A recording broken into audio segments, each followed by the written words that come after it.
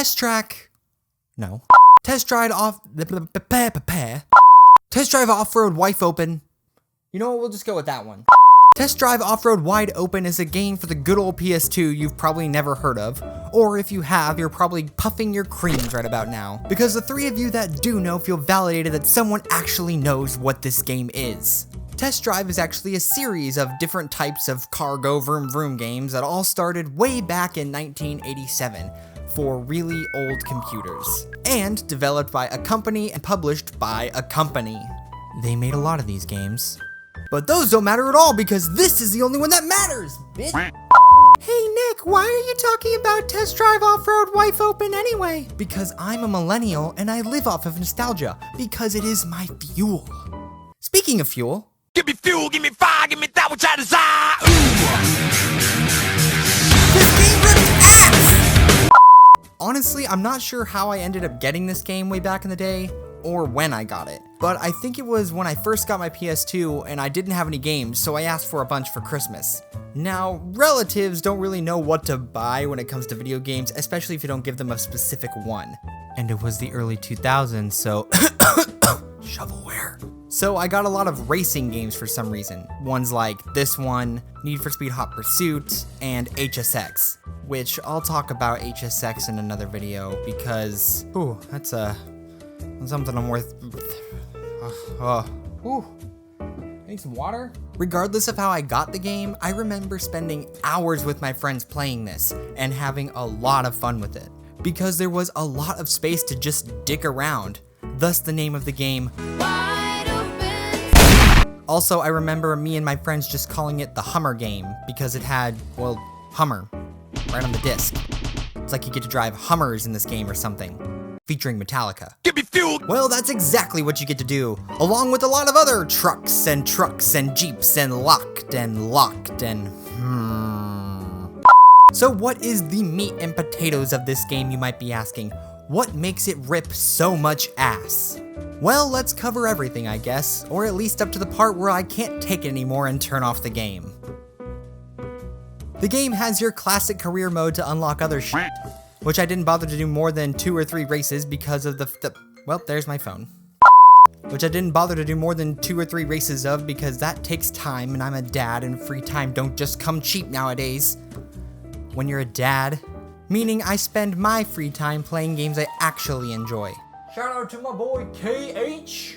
But the main point of this game, judging by the title you've heard me say many times, is you have these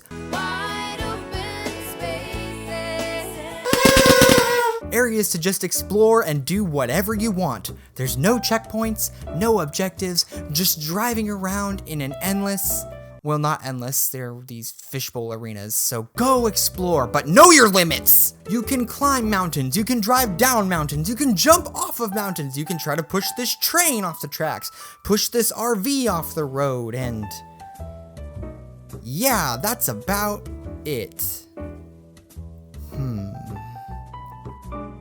Thinking back, I only ever remember playing this game with my friends, and we would play this game for hours. And now that I'm sitting here playing it by myself, years later with my back hurting, hunched over on the floor in front of the TV, the only one with an RCA input that will let me record this footage on my rusty old PS2, I realize this game is just Middle Life Crisis the game featuring Metallica. I mean, the soundtrack does slap, don't get me wrong. They even advertise it real big at the beginning of the game, showing you all the cool artists that are a part of this game. I mean, remember how cool that intro was? How could you not get f***ing hyped? But other than them hard metal rock soundtrack, there's nothing to do in this game other than just your standard racing with dumb checkpoints that make it feel like Cruisin' USA, which it's not, because Hummer, or exploring an open world, that's duller than the knife that I'm trying to stab myself in the head with. There's only 3 areas to explore, which are Hawaii, Yosemite, and Moby? I don't know how to pronounce it, it's just a big desert.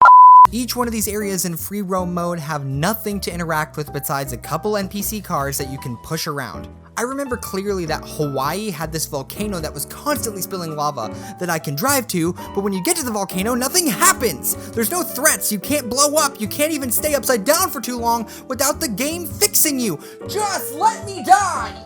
Even when taking a crack at the career mode to unlock some new cars for the first time, mind you, I realized that there was money involved, and I had to buy my first car in order to even compete in a race, which is fine, but I don't want to deal with that. I have my own money problems to worry about like a good American.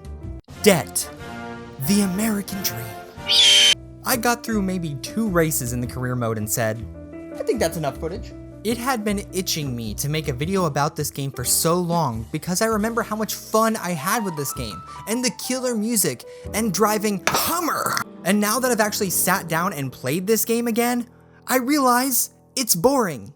I don't even have a joke, it's just so boring.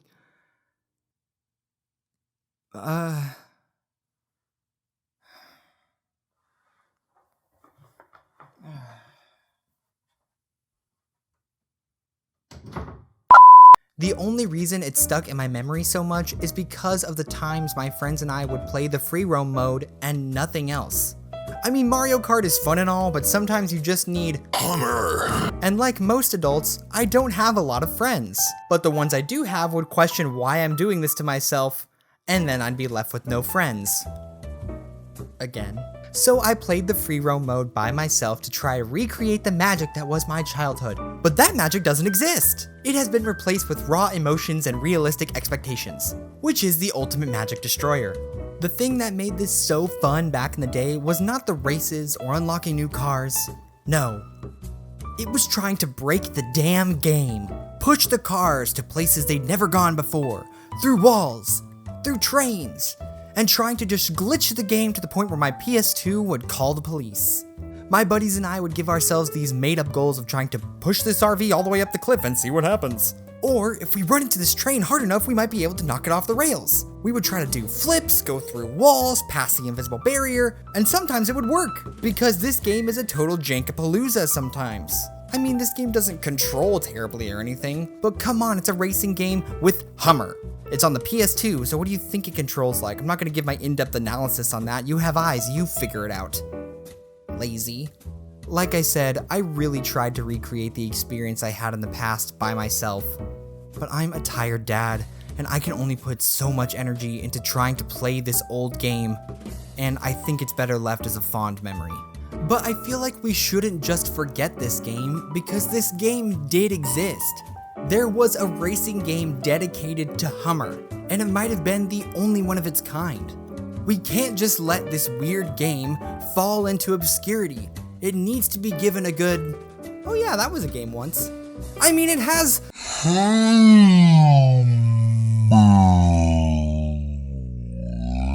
So in honor of this game, I'm going to open my first piece of fan mail. Uh-oh.